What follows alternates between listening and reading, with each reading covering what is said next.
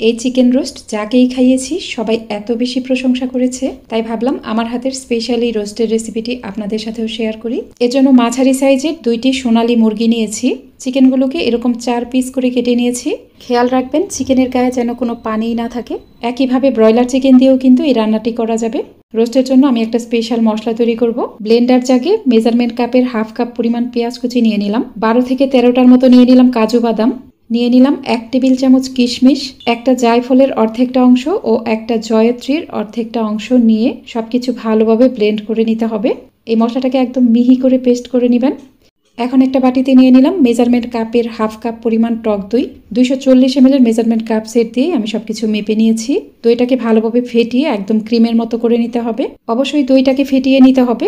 দই ফেটিয়ে না নিলে রান্না করার সময় দই থেকে ছানা কেটে যাবে। এখন চিকেনের মাঝে প্রথমে যে মশলা ব্লেন্ড করেছিলাম সেটুকু দিয়ে দিলাম।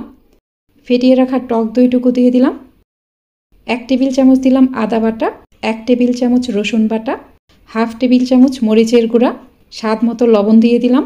এখানে আরেকটু মরিচের গুঁড়া দিলাম। 1 চা চামচ দিয়ে দিলাম জিরার গুঁড়া। সয়াবিন তেল দিয়ে দিলাম 2 টেবিল চামচ। এখন চিকেনের সাথে মশলাটাকে ভালোভাবে হাত দিয়ে মেখে নিতে হবে। অবশ্যই হাত দিয়ে মেখে নেবেন। হাত দিয়ে মেখে নেওয়ার ফলে মশলা চিকেনের গায়ে গায়ে লেগে যাবে। এ পর্যায়ে চিকেনটাকে রেস্টে রাখতে হবে কমপক্ষে 1 ঘন্টার মতো।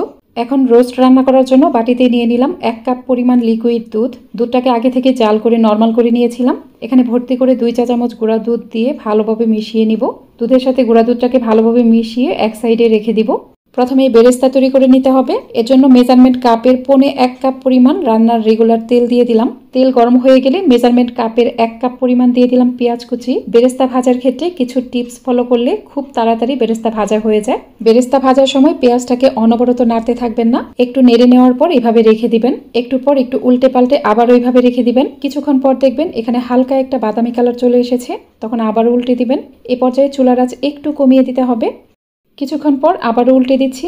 এ পর্যায়ে দেখুন এখানে একটা সোনালী কালার চলে এসেছে। এরকম একটু সোনালী কালার চলে আসলেই চুলা বন্ধ করে দিতে হবে। চুলা বন্ধ করে দেওয়ার পর এটা অনবরত নাড়তে থাকবো। নাড়তে নাড়তে যখন পারফেক্ট কালারে চলে আসবে সে পর্যায়ে তেল ছড়িয়ে উঠিয়ে নিতে হবে। তেল ছড়িয়ে পেঁয়াজটাকে উঠিয়ে তারপর একটা প্লেটে নিয়ে নিলাম।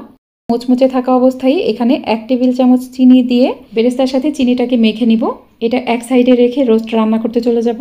বাকি তেলের মাঝে দিয়ে দিলাম কিছু আস্ত গরম মশলা। এখানে 3 টুকরা দারচিনি, 10 থেকে 11টার মতো এলাচ, 2টা তেজপাতা ও 3টা লবঙ্গ নিয়েছি। গরম মশলাগুলো একটু ভেজে নেওয়ার পরে এখানে মেরিনেট করা চিকেন দিয়ে দিব। বাটিতে অবশিষ্ট যে মশলা লেগে লেগে থাকবে সেটুকু মুছে মুছে দিয়ে দিবেন। এখানে কোনো মশলাই নষ্ট করা যাবে না। এখন সবকিছু নেড়ে মিশিয়ে প্যানটাকে ঢেকে রাখতে হবে।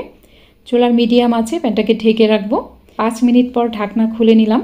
দেখুন চিকেন থেকে কিন্তু অনেকটা পানি উঠে এসেছে। এই চিকেন কষানোর সময় এখানে বাড়তি কোনো পানি অ্যাড করবেন না। এখান থেকে উঠে আসা পানি দিয়ে কিন্তু চিকেনটা ভালোভাবে কষানো হয়ে যাবে। প্রায় 10 মিনিট পর ঢাকনা খুলে নিলাম। এই চিকেনটাকে 15 মিনিটের মতো সময় নিয়ে কষিয়ে নিয়েছি। এটা খুব ভালোভাবে কষানো হয়ে গেছে। এখন ঝোলের জন্য দিয়ে দিব দুধ। যে দুধটাকে রেডি করে রেখেছিলাম সেটা দিয়ে দিলাম।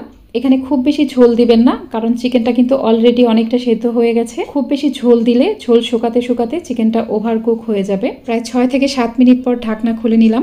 এটা কিন্তু একটু পরপর নেড়ে দিবেন, যেহেতু দুধ ও দই ব্যবহার করেছি এটা খুব সহজেই নিচে পোড়া লেগে যাবে।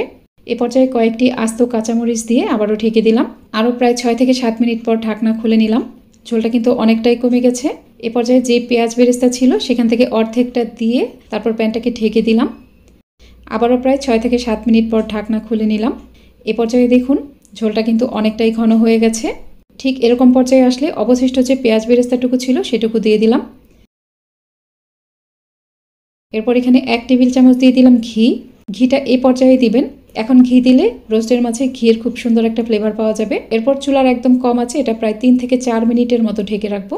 রেসিপি ভালো লাগলে আমার ইউটিউব চ্যানেলটিকে সাবস্ক্রাইব করে পাশে থাকা অল লেখা বাটনটাতে ক্লিক করে রাখতে পারেন। আর ভিডিওটি যারা ফেসবুক থেকে দেখছেন তারা ফেসবুক পেজটিকে লাইক ও ফলো করে রাখতে পারেন। দেখতেই পাচ্ছেন চিকেন রোস্টটা দেখতে কতটা লোভনীয় হয়েছে।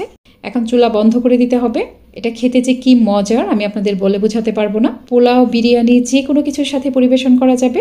একবার ট্রাই করবেন, তারপর আমাকে কমেন্টে জানাবেন। আপনাদের লাইক এবং কমেন্টস আমাকে অনেক বেশি উৎসাহিত করে।